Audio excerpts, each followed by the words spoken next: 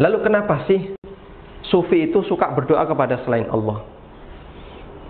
Terutama mereka yang gandrung dengan para wali-wali itu mintanya bukan kepada Allah tapi kepada para wali, sehingga harapannya kepada wali, ketergantungannya kepada wali. Ceritanya begini, saya hapus ini saya hapus.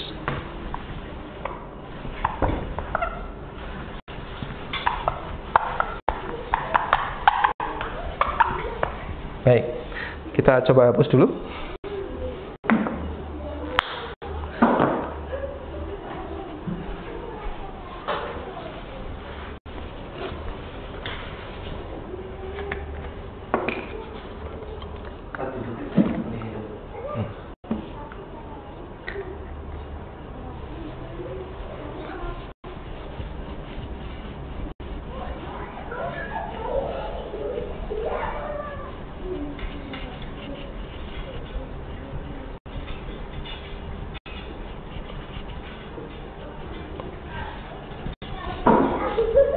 Kita coba lihat ini ya.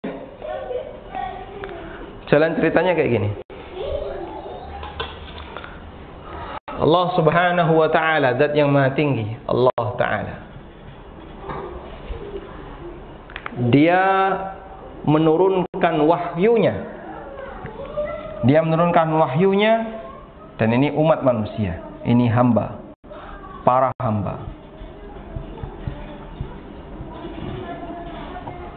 Baik, Allah menurunkan wahyu hingga sampai kepada para hamba. Melalui siapa? Melalui para rasul. Sehingga para rasul ini menjadi perantara antara Allah dengan para hamba dalam penyampaian wahyu. Karena nggak mungkin Allah bicara dengan seluruh hambanya, nggak mungkin. Allah berfirman dengan seluruh makhluknya, itu nggak mungkin. Maka Allah pilih salah satu di antara hambanya untuk menjadi rasul. Lalu Allah turunkan wahyu kepada rasul itu, kemudian rasul itu menyampaikan wahyu tersebut kepada para hamba Allah Ta'ala yang lainnya. Baik, sehingga ini saya kasih tanda turunnya wahyu. Turun wahyu. Nah, menurut sufi, Allah juga menurunkan berupa wangsit atau ilham yang itu disampaikan kepada para wali. Nah, di sini ada wali.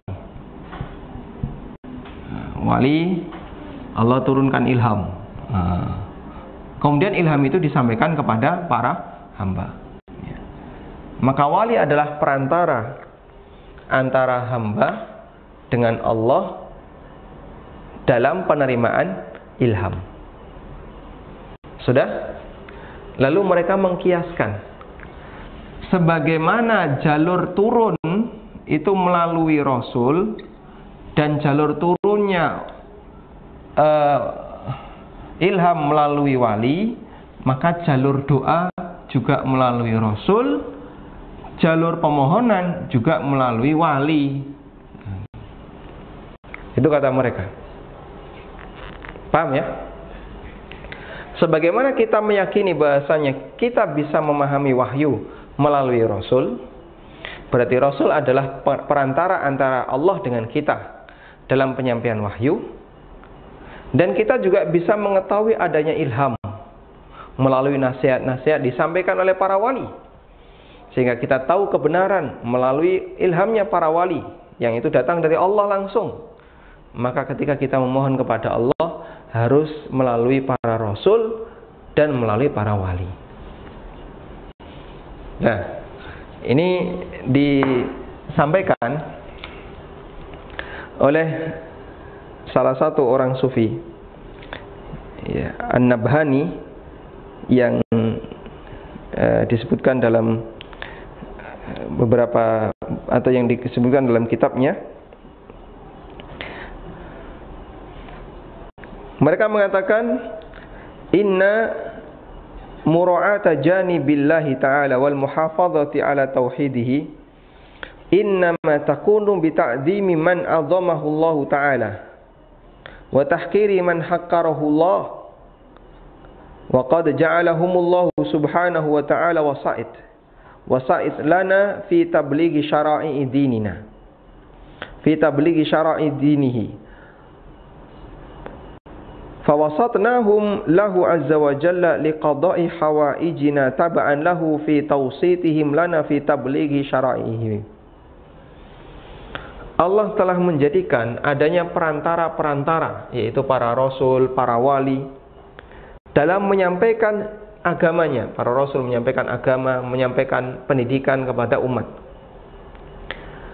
Fawasatnahum, maka kita jadikan mereka sebagai perantara azza wa lahu kepada Allah azza wa jalla liqada'i hawaijina, untuk menyampaikan kebutuhan kita, untuk berdoa. Ya. Fi tablighi taba'an lahu fi tawsitihim lana fi tablighi syara'ihi, sebagai bentuk menyamakan antara posisi mereka sebagai wasaid dari Allah Ta'ala kepada para hamba dalam menyampaikan wahyu. Kita ulangi ya.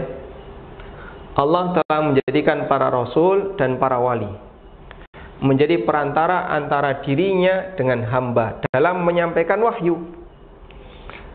Maka fawasatnahu, maka kita jadikan mereka sebagai perantara dengan Allah untuk menyampaikan kebutuhan kita, untuk mengaturkan doa kita. Taba'an lahu, mengikuti bentuk di mana Allah menjadikan mereka sebagai perantara dalam menyampaikan wahyu. Ya. Dan itu kias. Loh, sebagaimana Allah jadikan Rasul sebagai perantara untuk menyampaikan wahyu, berarti kita jadikan beliau sebagai perantara untuk menyampaikan doa kita. Bahasa lainnya demikian. Sudah? Dan itu pemahaman yang dimiliki oleh orang musyrikin jahiliyah. Pemahaman kayak gini, sebagaimana Allah menjadikan Rasul sebagai perantara wahyu, maka kita akan jadikan para Rasul sebagai perantara doa. Itu pemahaman orang musyrikin jahiliyah. Sebagaimana yang Allah sebutkan di surat Az-Zumar ayat yang ketiga. Ala lillahi dinul khalis walladzina ittakhadhu min dunihi awliya'a ma na'buduhum illa liyuqarribuna ila Allahi zulfa. Orang-orang yang mereka jadikan sebagai Tuhan selain Allah, ma na'buduhum, para pemujanya itu mengatakan, tidaklah kami beribadah kepada wali-wali itu kecuali illa liyuqarribuna ilallahi zulfa, kecuali agar mereka mendekatkan kami kepada Allah lebih dekat lagi. Jadi mereka mengatakan, kenapa kami beribadah kepada selain Allah, kepada para nabi, kepada para wali menurut definisi mereka, kepada orang-orang soleh menurut definisi mereka? Karena kami ingin mereka ini akan mendekatkan kami kepada Allah Ta'ala. Sehingga mereka menjadikan para rasul, para wali, orang-orang soleh yang mereka mintai doa dan mereka jadikan sebagai perantara. Mereka berharap agar doanya semakin dikabulkan oleh Allah Ta'ala. Dan itulah al-wasaid. Baik. Ini alasan sufi dan berikut bantahannya. Jadi alasannya kenapa kita ketika berdoa harus datang ke kuburan dan di sini ada kuburan wali? Karena mereka adalah perantara kita dengan Allah. Maka kita nyampaikan permohonan kita kepada Allah melalui mereka. Dan itu pemahaman musyrikin. Anda bisa lihat surat Az-Zumar ayat 3. Silakan dibaca. Surat Az-Zumar ayat yang ketiga. Baik.